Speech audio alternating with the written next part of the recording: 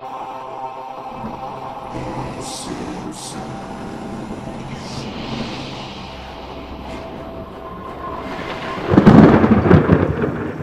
everyone to the Midwest Horror Network's October 2020 special, where we talk about all of the Simpsons Treehouse of Horror episodes. Yes, we talk about all their Halloween specials, but we cannot love. Today we are talking about Treehouse of Horror number 16. I think it was overall a pretty fun one, but let's get into it. So yeah, I think this one had a really fun intro. You think so? I think so. It started with King and Kodos watching a baseball game, and the baseball game is taking forever. It is just excruciatingly boring and dull, and about as boring as the show is. All right, I'm gonna say this. I'm a baseball fan. It is fucking boring to watch on television. It is extremely passive. You better be doing something else, having a conversation, having a party. It's like the perfect sport to have on the television while you're having a barbecue and doing other shit. Every baseball fan in the world just went, oh, how dare you? What's the truth? No, even baseball fans would go, yeah, that checks out. I know two who would disagree with you. It is literally, here's the rules of that. It is much more exciting to actually be there to watch the game. And secondly, baseball only gets exciting at the end of September into the whole month of October. That is it. The rest of the season, you can kind of take it as it comes. yeah. So this is clearly making fun of all the... This was during a period of time when Simpsons Halloween specials were airing in November because of the baseball seasons. So they have a bit of a grudge against baseball for that reason. Yeah, that makes sense. So yeah, so King and Kodos was like, at the rate of this game, it's going to be forever until the until the Halloween special actually airs. So they implement the Accelerate to make time go faster. And so the baseball game starts going super fast, and they're still watching it on the TV, on their spaceship's TV. And they say it's still boring, so to up the speed of the Accelerate, but I believe it's Kodos warns Kang, but if we go any faster, we risk tearing apart the entirety of the space-time continuum. To which Kang said, well, only then will the Cubs have a shot at winning the World Series. Another one of many dated jokes in this episode. Very dated at this point. At this time, yes, but it was quite a few years until, the Cubs actually won after this episode. So what year was this? This would have been, I think, 2006, 2005? If it was 2006, it's literally 10 years later. And it was also only like 2 years after the whole disaster of 2003 with the Cubs. So it makes sense for them. I remember hearing Yeah, this would have been November 6th, 2005. Yeah, it makes too much sense for them to crack that joke this at was that time. 2006. I believe this is when the Sox won.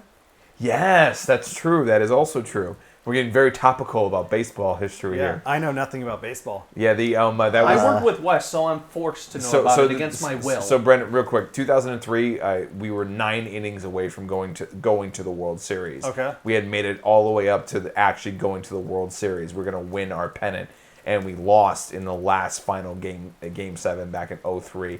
And there were multitudes of disasters which happened, which including the famous Bartman catch. That everyone, if you're not even a baseball fan, you know about that. I don't know if you. That's that was Moises Alou was going up for a catch that was in foul ball country.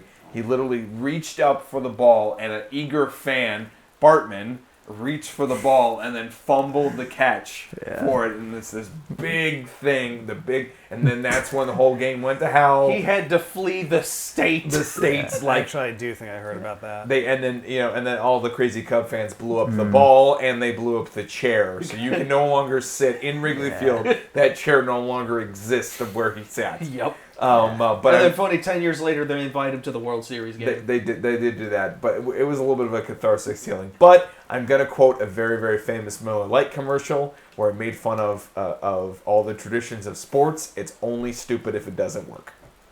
and it did eventually work. So I can't give some. And then right when that joke was made, yes, the White Sox did go to the World Series and win the World Series at that time, and it was very believed that the Cubs would never go to win the World Series again, and eventually they did. It's just a shame they didn't win in 2015 when they were supposed to win. You know, dude, I gotta be perfectly honest though. From a movie that came out, 1986? Yeah. They only being off by 1 year. They were close. That's pretty fucking and here's impressive. the thing: they almost made it in 2015. They did. were right there. They were right there. They got swept by the New York Mets. But they also got they beat a team that doesn't exist in reality in the movie. Back to the Future 2. I know. I wasn't sure as providing context, but that's the small history of what was going on in the context of that joke, which actually does in fact make it an effective joke. All right. Didn't take 4.5 hours. Good job. Yeah, I mean, 8 innings should not take 4.5 hours. Like, there's like so many like rules that they're trying to change to speed up the game. It's pretty boring. Well, dude, so Simpsons did hit it on the head on that. Dude, and not to mention, dude, like, them broadcasting games that are on the fucking West Coast. Yeah. You're watching baseball till 1 a.m. Fuck that noise. Fair point.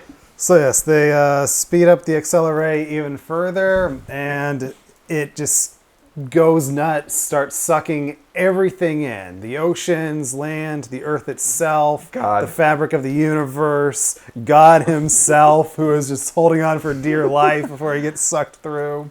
And then Kodos is like, Kang, you destroyed the very fabric of existence. Don't worry, I'll just leave a note. And he just puts, and it's just a white screen, and you see Kang's tentacle just put up a sticky note that says, Simpsons Treehouse of Horror 16. I just want to point out this intro sounds a lot funnier than what it actually is. It's almost as boring as the game they were watching. I don't know, I heard quite a lot of laughter from the Italian. At least Mark. David, Yeah, what that did you was think? funny. Yeah, I so liked the you're outvoted intro. here, 3-1. I don't care. I'm still right. Fucking It was the point of mud. Yeah, it was the point of making it look boring because they were watching That's essentially a boring game. watching baseball and Yeah. all the bullshit advertisement. Like I love that shot of Kang just looking at the screen, and the one player just has this gum bubble that he blew, and he's just looking at it. It's still boring. dude, and all the bullshit advertisements that Fox always Yeah. always does, and we're in the Be sure to watch the new spin-off from the OC. It's even hotter away from the beach. dude, actually, that was a good Family Guy joke. When I feel like an announcer who gives a shit about the other shows that I'm talking about while I'm announcing sports. yeah, that checks out. Anyway, All right, so I thought it was a very fun intro. Very fun. No, somebody did. all right, so it is a lot better than some of the other Kane and Kodos entries. Yeah. I will Yeah. definitely tell you that. Yeah, they actually gave them something to do. Yeah, opposed to just being contractually obligated. Hey, we're here for this episode. I- We're going to say one line, and then you'll never see us, for a year. I don't even think they did the standard King and Kodos laughter. No. Yeah, so they not legitimately gave them something to do. Yeah. Nice. Yeah. Yeah. Zach for got a them. good point though about that. Just letting them show up and then you don't see them for the rest of the year. Yeah. Yeah. All right, so let's get into our first segment, Bartificial Intelligence. Zach, tell us about Bartificial Intelligence. Bart's dumbass falls out of a window, essentially goes into a coma. Marge and the family replace him with a little toy, not a toy robot, but a robot son. Bart wakes up, gets jealous. They get rid of Bart, and he comes back with a robot body, destroys Homer and the robot's son, and that's the episode. And let's go, well, of course, we'll go into a little more detail, but I will say I did not like the ending of this one. Yeah. It was a pretty fun one until it got to it was like they literally did not know how to end it, and it shows. Dude, honestly, man, in my opinion, I'm a little bit more on Zach's side on this one. I didn't enjoy this one as much. I mean, I laughed at a few points of it, but I was like, I could take it or leave this I one. mean, at the end of the day, something happened, so it's not as bad as the Raven, but, You die. You go to hell and you die. Look, hell is my home, okay? You gotta Yeah, die th- first this before you one, go to hell. This one had a lot of chuckle moments. Like I did like how when he fell out the window, Lisa was like, "Hey, Mom, remember how you wished we would never grow up?" That was pretty good. The only moment that I found really, I guess, funny was the moment where he's just like, if you want to kill me, you'll have to kill your instant. He doesn't even let him finish the sentence. Yeah, there you go. That's actually one of my favorite moments. Just in the like, segment. well, I'll give Bart credit. He'd do the same fucking thing I would have done. I don't give a fuck. Yeah. Bam. But yeah, this one had a lot of funny lines. Like there was never that laugh out loud moment. Well, okay, there was that laugh out loud moment that Zach just said, but for the most part, this one was just a lot of funny lines. I did like violence is hilarious. I did like that one robot when Bart was outcast by Homer. He's just like hanging out with all these other outcast robots, and there's that one who's just like, I was designed for this, but I could not love. Like he was just obsessed with the fact that robots have no feelings and cannot love, and he just would shoehorn that in wherever he could. I thought that was Yeah. Dude, a pretty funny. great Bart line though was like, "Can you teach us how to feel?" It's like I'm not a girl. I was said like, I'm a human, not a girl. yeah, I was like, that's a perfect Bart line. I was like, that's fantastic. But besides that though, like, okay, so I'm not. It's been a long time since I've watched it, but I've never been particularly a huge fan of the movie AI, and this is obviously taking a lot of inspiration from AI, and I've never been particularly a fan, and maybe the reason why I didn't really care for it as much. Let me ask you this: when was the last time you seen AI? It's been a long time. It has been a long time, so I will give it that it has been a long time for me to give a real true perspective. I just remember seeing it several times when I was like, was young. it around the time it came out, or I had seen it around the time it had come out, and then I saw it about 5 years after the fact when I was already a teenager. Okay. But I've not seen it as an adult. I'm sure I might have a different perspective. I've only seen it as a kid, so I don't really have a big perspective on it. David? Yeah, same. Yeah, it's I avoided it when it came out. Like I was like 11, but like so obviously I would have needed my parents to take me to the theater. But I wanted to see it when I saw the ads, but then I was hearing from a lot of people who did see it that it wasn't very good. So it was like, oh, okay, that's disappointing. And I just kind of avoided it after that because I kept hearing just how bad it was. And then finally, maybe like early college years, like that 2 years of college before I came to Chicago, I finally watched it, and I was like, this is pretty good. Not great, but pretty good. It was supposed to be a Stanley Kubrick movie, Yeah. but he passed away, and then they handed it off to Steven Spielberg. Yeah. Well, actually, Kubrick originally wanted Spielberg to do it, and Spielberg was like, no, I think you should do it.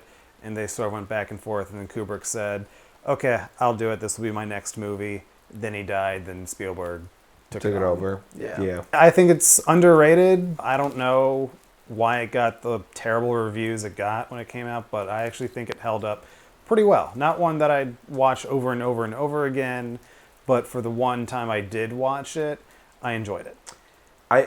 So I remember quite a bit of it. You know, I obviously need to see it again just because of my emotions towards it, but I can see why a lot of people didn't like it because it's existentially depressing. There's a lot of depressing shit in that movie. I know Brandon's response like but like Do you it's a not good realize movie, it's who a you're good talking movie. to? I know, but I think at the time, you know, that was like what 2001. 2001, summer of 01. Summer of '01 and everything else. I know that a lot of the movies that were going on at that time were very big, but it was big, happy big. Like Harry Potter was big at that time. That's a good point. And I think that was Lord of the Rings. And Lord of the Rings, of course, is not Lord of the Rings would have been later that year. later that year. Yeah. But I mean, you know, but Lord of the Rings, that's Two Towers, though, right? No, It first was one. the This first would've one. been Yeah, Okay. so this was a Fellowship. pre-Lord of the Rings movie. So there was a lot of like bigger movies that were going on that were not as, you know, there was certainly some dramas and some things like that. Like Gladiator had come out, you know, which has its depressing moments. But this is like there's a lot of Gladiator's also an action movie. At the same time. correct. But it was also there's a lot of existential, philosophical things going on with this movie, and a lot of people were like, I don't want to fucking think about that. Especially it came out in the summer, and as people were moving towards, award seasons or watching the movies. 9/11 happened, and, people were just not in the fucking mood to watch something that was existentially depressing. It kind of just goes into what I've always said. What Kubrick movie was widely accepted upon its original release? That is a good point. There's that, and also it probably would have been better to release then the Oscar bait season, like October, November, December. Yeah, that okay, shit. so that's a good point because the summer is is blockbuster time. It's it's time for We need action. Well, not even that, just generally audience pleasing movies, and this had like the scope of an Because it was a audience. Spielberg movie. It was a Spielberg movie, but And that's probably why they did it. And it wasn't one of those years where he has... Because there's been quite a few years where he has two movies in the same year. And one's like the big action blockbuster, and the other's the more prestige drama. Like Jurassic Park, Schindler's List, Sure. Amistad, Lost World, Catch Me If You Can, Minority Report, Ready or Not. Munich, War of the Worlds. Ready or Not He in did the Munich? Post. Oh no, I'm sorry. Ready Player One and Those the were Post. actually technically two different years. Was it in? Yeah, Okay. they were released very close to each Okay. other. I knew they were close. The Post was end of the year the previous year, and then Ready Ready or Player Not. One was the next year. Yeah. Okay. I know. I saw the So post review. yeah, it's like they're so close to each other that it's why didn't they do that? Maybe Ready Player One's post production took up more than Well, I would thought. assume yes, and I- besides, I do remember Ready Player One being close to the beginning of Yeah. that next year. Yeah, Yeah. it just was one of those things that I think people were expecting Steven Spielberg, fun, adventurous type of things. Adventures of Tintin and Warhorse. That's another combo there. That's a good point. Adventures of Tintin. Yep, his animated movie. Never even heard of that one. Yeah, it was I heard of it. yeah, it was pretty, I guess it got pretty big at the time. But yeah, I don't think audiences were really prepared to get into an existentially depressing movie that had a big blockbuster scope to it. Yeah, that's a good point. Yeah. I guess it had to been released in a smaller setting, but in a smaller drama, then yeah, maybe it would have been perceived. But because it was like a very special effects driven movie, but also existentially depressing, just a lot of those combinations just didn't quite. And you also don't associate Spielberg with existentially depressing. not Because it was kind of Spielberg channeling Kubrick. for sure. It was definitely, it was not his normal, like, when Steven Spielberg is depressing, it's depressing for the sake of the story, not for philosophical reasons or thinking existentially. It's not in that regard. When Steven Spielberg is depressing, it's just depressing. Schindler's List, meaning that's just depressing. There's not much to think about of why that's depressing. Can you imagine if Spielberg directed Clockwork Orange? Oh my god. John Williams music. Probably would have been a much more entertaining movie. Well, dude, I if you disagree. well, dude, what the funny thing is though, like I was watching a review of Temple of Doom recently, and he's like, Temple of Doom was the last movie that Steven Spielberg was cool with having teeth with a movie. Like he wasn't afraid to go darker with things, and I think he'd lost a little bit of that, and unfortunately he wouldn't have been able to. Obviously I think Clockwork Orange was before Temple of Doom. Oh yeah, But by 13 years. he probably would have been able to do it, but there would have been a time. I think that would have pushed him over the edge earlier of not doing more. Teeth oriented movies. Temple of Doom, which he directed, combined with Gremlins, which he produced, and Poltergeist, which he produced. Those three movies kind of led to the PG-13 rating for the MPAA. Well, correct. So he was kind of indirectly responsible. His movies were indirectly responsible for that change. So that might be why he sort of lost his teeth after that, because he wanted to sort of back off a little bit after all the controversies. Well, yeah, from because those there's a lot of movies. bullshit that happened with Poltergeist. I mean, a lot of there's that new show on Shudder about how Cursed Films, Cursed which Films. is okay. It's okay. It's okay. Some episodes are better than others. Okay. But yeah, I know there's a lot of bullshit on that movie. A lot of set burned down and got struck by lightning, and the set was cursed, and they used real skeletons because it was cheaper. I actually hear they do that a lot. Yeah. I think that is not exclusive to Poltergeist. I have heard though it's become less and less of a practice because the fake ones become cheaper and cheaper and cheaper to get done. But back then it was a lot more Also, expensive. craftsmanship has probably gotten better over the years too. Absolutely, 100%. But yeah, anyway, back to AI. Us and our tangents. Yeah. Well, I mean, Move on to the next and we were story. talking about the movie that this segment was based on. But yeah, and this was a pretty straightforward segment for the show. Nothing too out there, but it was a nice, breezy first segment. I thought it was overall okay. Far from the worst, far from the best, but it was a good one to bring us into the episode for, I thought.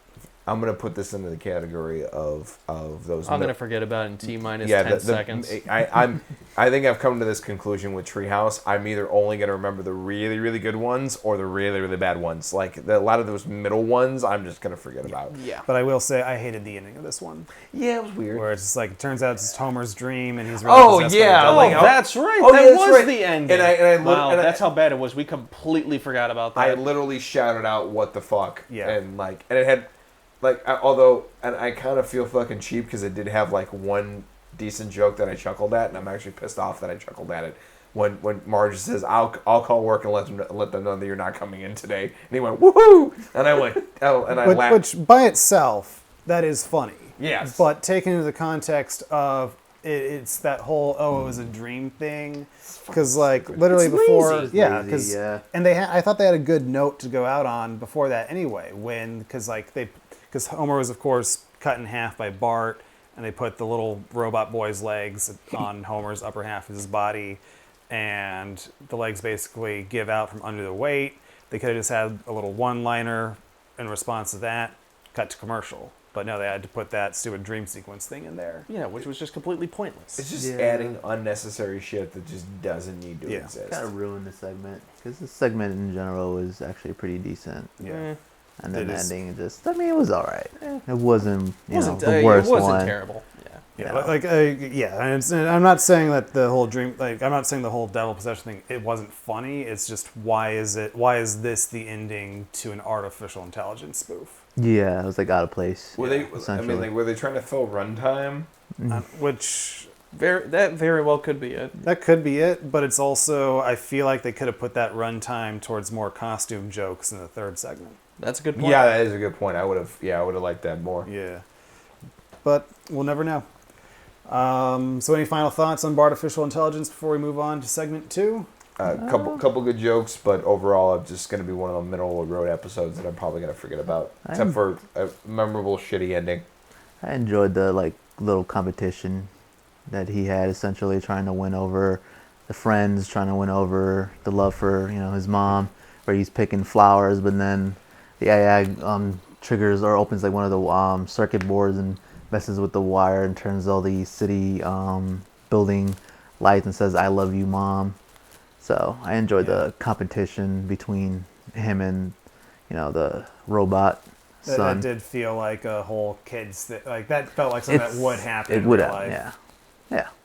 And actually, that's actually a direct scene from AI. Nice. There's like a whole scene where the AI and the kid are competing with each other for the attention. All right, so next up we have Survival of the Fattest. David. Holy shit!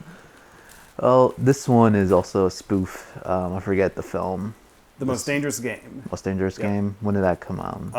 The movie came out in 1932. It is based on it's either a short story or a short novel. I believe it's a short novel because I do remember reading it at some point in school. Yeah. And the concept has been redone and done. Oh, and yeah. redone again. Yeah. It's one of the classics. Definitely. For a reason.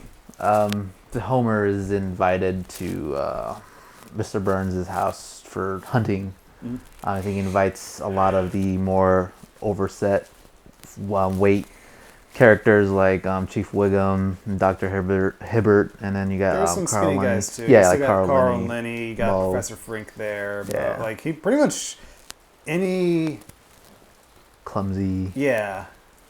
young type Non-athletic. characters. Yeah, non-athletic. That's like characters. 90% of the Simpsons cast. Exactly. That is actually a very valid Yeah. point. So yeah, they get invited to his house for hunting, but Krusty they the Clown don't. was there. Huh? Krusty the Clown was Krusty there. the Clown, yeah. Blue-haired lawyer. Comic book guy. that's funny. Yeah, which is funny. They get invited. They don't realize that Mr. Burns is planning to hunt them. I guess like Mr. Burns comes in and reveals his plan. Apparently they gotta run for 24 hours. Yep, if they can survive till noon the next day. Noon the next day. Yeah. What was the reward? It wasn't kind of Anybody that survives gets their freedom. nice. And he was going to give them a 5-minute running head start.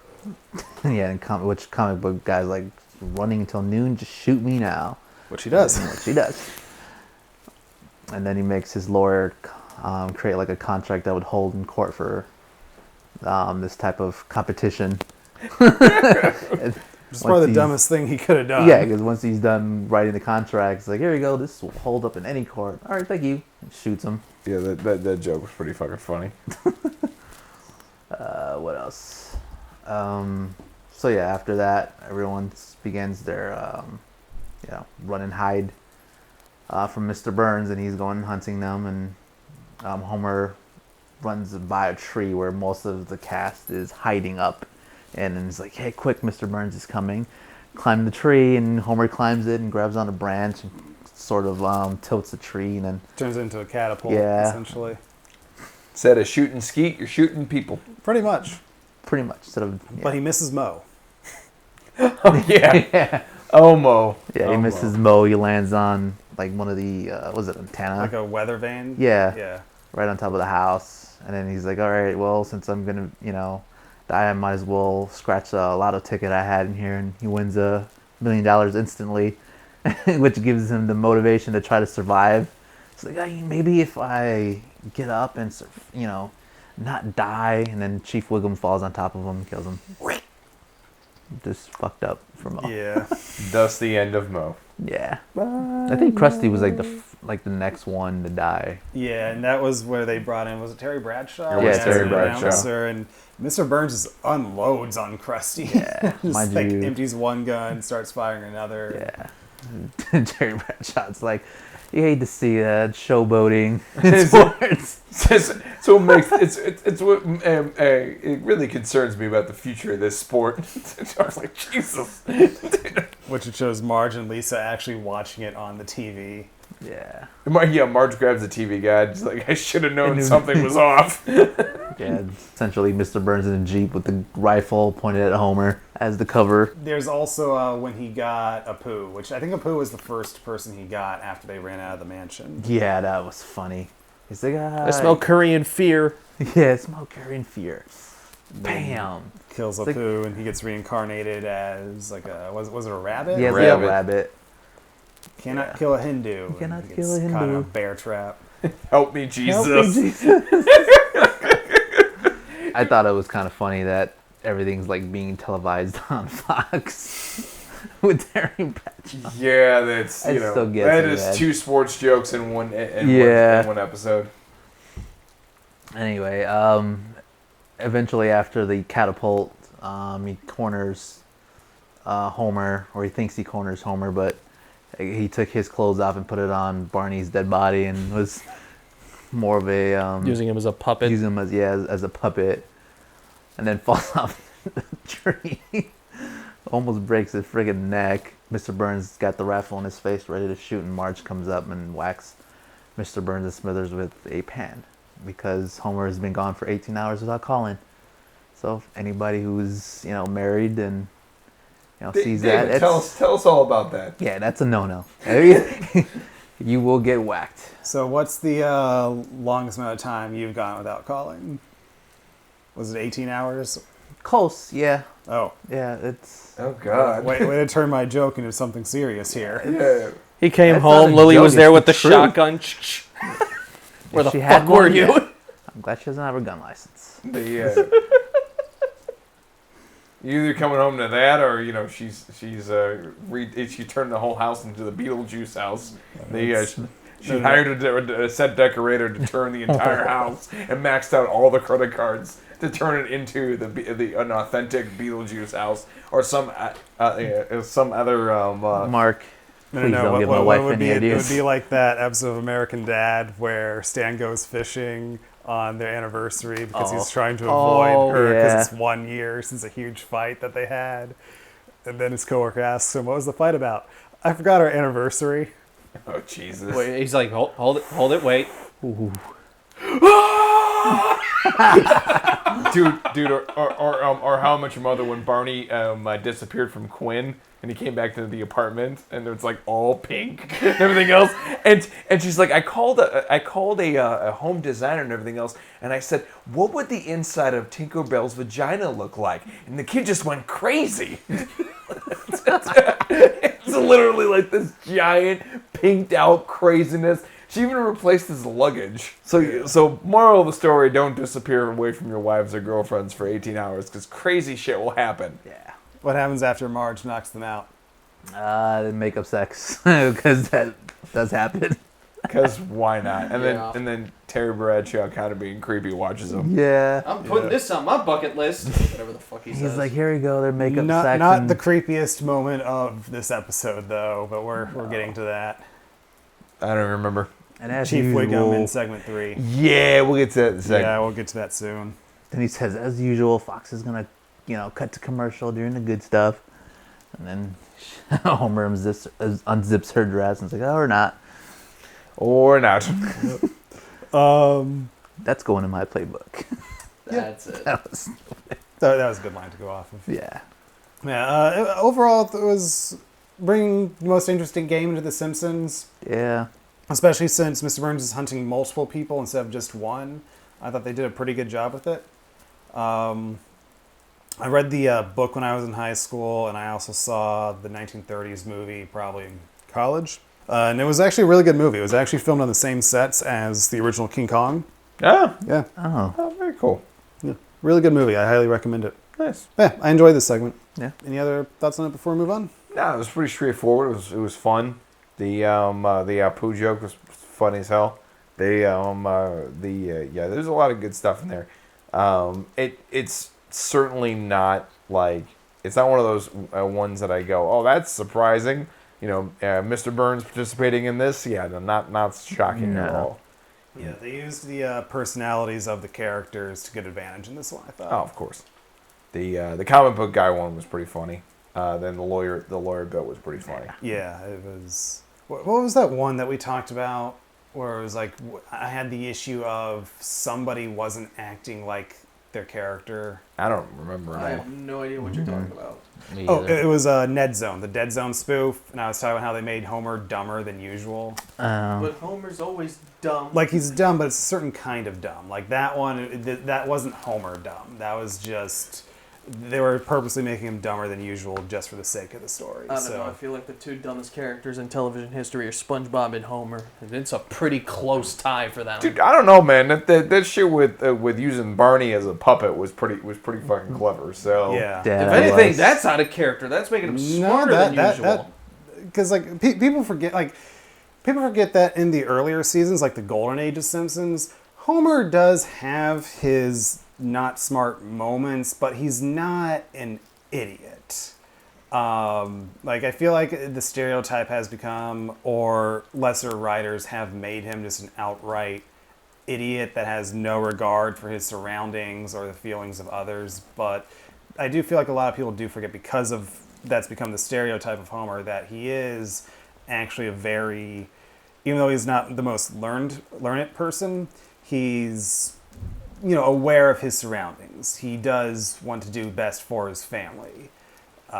He's not jerk-ass Homer era is not real Homer in my eyes. fair enough. Yeah. All right, so final segment of the episode. I've grown a costume on your face. So we finally get to a Halloween episode. Been a while, I think. It has been a while. Just something somewhat horror related. So the whole town is getting together. They're having some type of Halloween costume contest. There's several different characters that are dressed up as a bunch of different characters. You got Bart in a Wolfman costume. You got Lisa dressed up as Einstein. Marge is a skeleton. Homer as a headless guy, I guess. And then a couple different ones. They got the bully. Nelson? Apparently everybody thinks that he's a raccoon. He's actually the Lone Ranger, except like the ghetto Lone Ranger. Can't afford the hat. You can't afford anything else. Like Use literally a can't afford toilet brush for the horse. Can't even afford a horse. Can't afford anything. But They begin to announce the costume winner of the costume contest. Turns out that it is a witch. Well, it's between Dr. Hibbert as Mayor Quimby puts it, Blackula. But Dr. Hibbert goes on a rant of, just because I'm black and Dracula, that makes me Blackula. My wife told me not to go as Dracula, but I told her it's the 20th century. That's right. And Mayor's just like, please send him the standard racial apology middle drawer. It's top left drawer. And then it turns out that the witch wins the contest, and the mayor says, "Hey, please let us know who you actually are." She said, "Yeah, this is awkward. I'm not actually dressed in a costume. This is how I am." And the mayor's like, "Well, technically, because you're not dressed in a costume, the whole prize is null and void." So she puts a curse on the whole town, which is which basically turns them into their costumes, which is funny enough, which is the last 20 minutes of Halloween Town Part 2, which is a Disney made-for-TV movie. Figured I'd throw that reference in there. Even though none of you are probably going to know what that is or where that is. I saw the first one when I was a little kid. Yeah, the second one that literally... Never saw the second. I didn't even know there was a second one until very recently. Yeah, literally this whole thing is the same thing as that. Okay. I don't know who did it first. It's either The Simpsons or... I would have to actually look at the dates and see which person did it first. I'm going to put my money on The Simpsons, but it may be certainly possible that the Halloween Part 2... Calabar's Revenge came out. You even 4 know years the full before the title. Simpsons episode. Oh, so it was them first. Okay. Yep. But yeah, that's essentially the plot of the movie. Do you want to know who directed Halloween Town 2? Yes. Mary Lambert, who is most famous for the 1989 Pet Cemetery. Well, that's interesting. That's really interesting. Anyway. And then the first Halloween Town had Michael Slovis as the cinematographer, who went on to do the bulk of Breaking Bad. Again, but we've already established that DPs have really weird careers. We have very fun careers. Yes, you do. Yes, you do. But anyway, so eventually the witch is insulted by this fact, so she turns the entire town into their costumes, as I said, and they begin life as their costumes. There's a couple of good, in-between jokes here and there. Bart is definitely the Wolf Man, and then I liked Disco Stu, who had the arrow through his head. He's just dying horribly. And then Grandpa Simpson was dressed up as a gorilla and turned into a gorilla. And then he was like, "Oh, I'm young now," and then swinged from everything else, and then finally landed on his ass, and he broke his hip. And then Dr. Hibbert picked him up, and he's like, "Yeah, suck that poison out." Wait a minute! Which has some really sinister animation that they gave him. Yeah, there was. Like, his wings kind of reminded me of Spawn a little bit as well. Little bit. Yeah. Well, that's because it was part of the cape. Yeah, they really gave him some sinister animation there. And then, of course, there's Principal Skinner, whose mother told him, "I told you not to go as G.I. Joe." Yeah. And then he looked down and saw that he's been Kendalled, which is very unfortunate. It was Principal Skinner. He wasn't using it anyway. How do you know? Very fair point. I think this was after the breakup with Edna. Yeah, that sucks for him. Anyway, so they all begin to try to decently accept life. Lisa is trying to come up with a way to get everybody back to normal, and then she figures out that Maggie is in fact a actual witch. So she says, "Hey, she can bring her back." And a bunch of the town people come, and they beg them. Half of them beg to be changed back. The other half beg to stay exactly the same way. I feel like that's how it would be in a real situation. Like it all depends on what you were going as. Yeah, what you go. And then some people were just in between. They're like, I can go either way. Yeah. And then goes to the most topical or dated joke of the entire episode, maybe even the entire all of Treehouse episodes. Well, this one is just kind of knowing what we know now is interesting. Yeah. So Chief Wiggum was dressed up as Jared from the Subway, and then walks in and says, "I want to stay as Jared. I lost a bunch of pounds. And I'm sexually ambiguous." and then we all went, "Oh." That means two things. And then even Zach left. And then we all felt uncomfortable for a little bit. But it's amazing how some jokes are still funny, or some jokes are not funny anymore, and some jokes are, man, that's a dated joke based on perspective of where we're at. Yep. I was like, holy shit, that's fantastic. They're gonna add that to like our best like dated jokes of this whole series. If I we don't remember know. it. Like, I don't know if I would call it dated, because dated would imply it just doesn't work anymore. It just works in a different way. Yeah, it just works in a different. That joke just works in a different way now. Yeah. It has a But it whole still other works. meaning to it. So I say it's dated because the intention behind the joke was very different from how the joke is perceived now. So that's the reason why I call No, it I understand dated. that, but when you call a joke dated, that has an implication that it's not funny anymore. All right, fair enough. I'm not going to die on that hill. But yeah, and then As opposed to the HBO joke from the first Treehouse of Horror, that which is absolutely timeless. that is absolutely timeless. Yeah. That's fucking great. I'm still gonna remember that. That's amazing. Does it get HBO? No, that would cost extra. And I'm like, oh man, that is still That accurate. joke's still around. That is. It'll probably still be around in another 20 years too. Absolutely. But anyway, so Maggie begins to cast the magic spell because she was a witch. So she ends up changing them all into pacifiers With heads. and then she flies off like the end of this Bewitched series. Or I'm sorry, the beginning of the Bewitched series during the opening logo. I've never seen an episode of the show, so I can't correct you. It is the opening logo. And it's literally the same tune from the opening logo. And then she flies off into the moonlight, and then they go in. I enjoyed this episode until the ending, and they get into this random PSA about Adult illiteracy. Which, again, I guess that's a dated joke.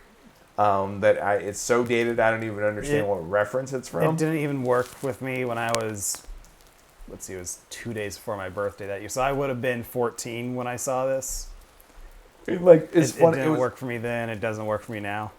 I'm sure that there was some reference to something that was around That we're during just that completely time. unaware of. Completely unaware of. And then the only thing that was funny, and I'm glad it ended the way it ended, was that when Dennis Rodman showed up and he's like, Dennis Rodman, what are you doing here? I'm working off a parking ticket. And I'm like, yep, yeah, that checks out.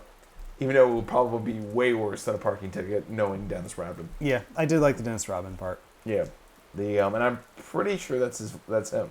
Yeah, But yeah, I was pretty sure that was him, his actual voice. this was a fun one. Yeah, it was fun.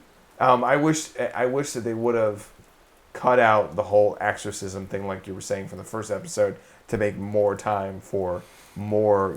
Again, another episode that I could have loved to see more of what Simpsons is famous for, which is its background gags.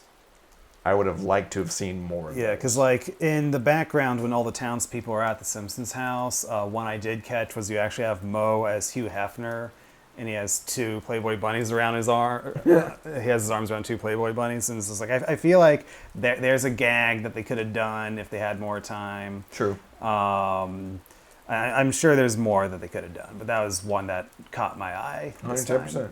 Yeah. So yeah, what David, Zach, what did you guys think of this one? Yeah, it was alright. I was entertained. I enjoyed it a lot. Some few laughs. You laughed at the Jared thing, so you can't Yeah, say. but that's it. Though. Hey, you know what? One joke per episode for a guy who really doesn't like The Simpsons? Yeah, I'll take that. I'll take that as a win. Yeah. Yeah. I thought, when Marge was in the kitchen cooking and the cat being like inside her, it was kind of funny because cats are jackasses. My spine is not a scratching post. How that is irrelevant for you, I don't understand. You get used to it. The, You just learn to live with shit like that when you own cats. Yeah. yeah, that Furry checks little out. bastard. Yeah, that checks out. Yeah. All right. Any last thoughts on this segment before we move on to our wrap up? No. All right. Funniest moment of the episode. I think there are a few here that we can choose from. My favorite was the Apu one being reincarnated. And then help me, Jesus. Yeah, that was Yeah, it was pretty great. The lawyer bit was pretty funny. I love the whole baseball bit just because I am a baseball fan, so I know exactly what the hell they're talking about. You basic. The Cubs thing was funny. Yeah. And I'm like, oh, I was like that. Those jokes don't work anymore, which makes me happy. Well, that just That's means a dated them tearing joke. up the time-space continuum worked because the Cubs did eventually win. Indeed. Or maybe just a very strategically placed rain delay. Who can tell though? who can say which one was correct? Again, they were off by 10 years. They were off by 10 years, and then Back to the Future Part 2 was off by 1. So yeah, so that was good stuff. But the lawyer reference was pretty funny, and then the biggest reaction though for me though was the Jared reference. Like that was the biggest. Like it was funny, and it. Okay, so stand-up comedians always say this: they would rather get a "oh" than a laugh. That was an "oh" moment, and I'm totally fine with that being my favorite funniest segment of the show. Homer and the kid getting chopped in half because violence is hilarious. Yeah, that was pretty funny. Yeah, that's funny too. Yeah, this was one where all the segments and the intro had at least one good laugh to them. Because the intro was the intro.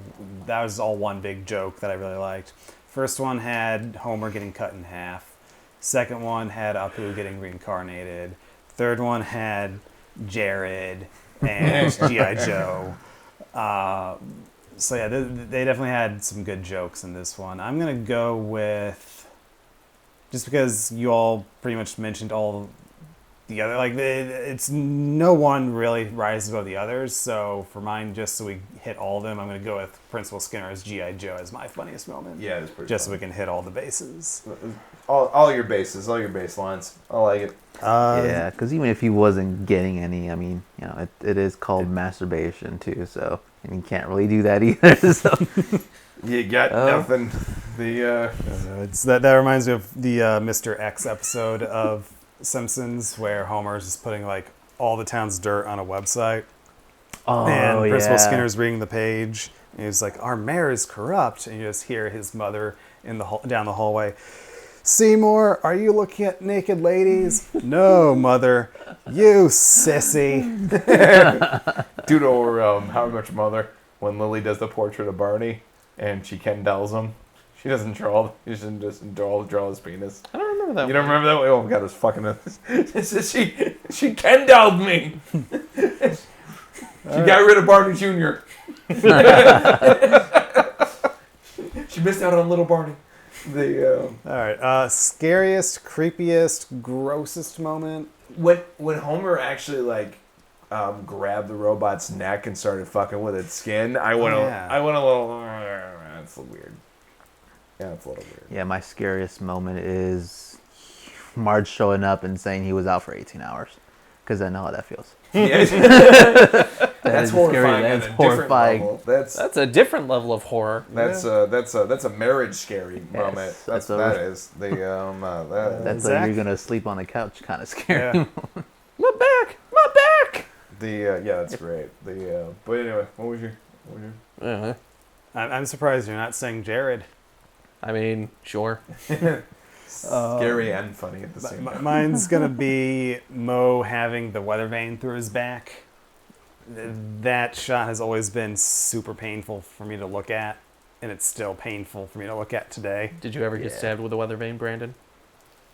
I don't want to talk about it. This Halloween special definitely aired more on the comedy side than the gross or creepy side. Which I'm okay with. Yeah.